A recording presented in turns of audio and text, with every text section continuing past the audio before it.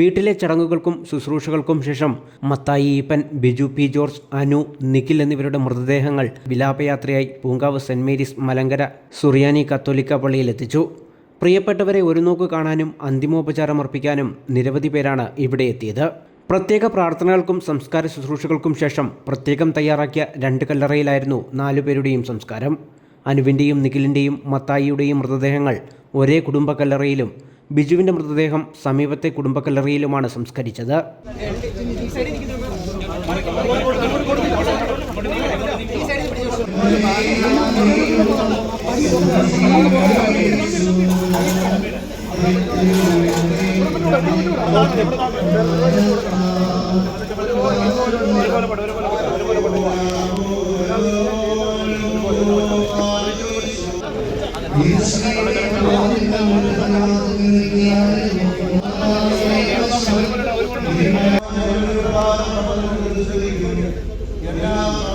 November 30-നായിരുന്നു അനുവിൻ്റെയും നിഖിലിൻ്റെയും വിവാഹം.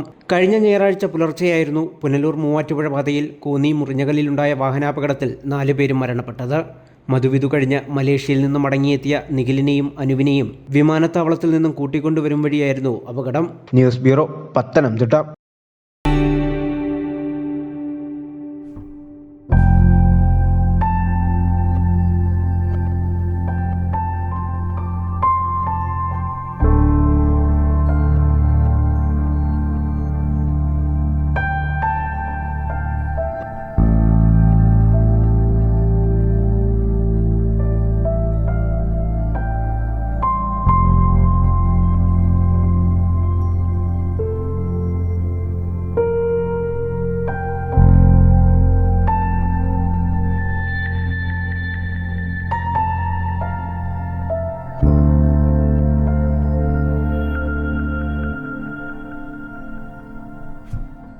Mount Zion Medical College Hospital, Adur, Pathanamthitta.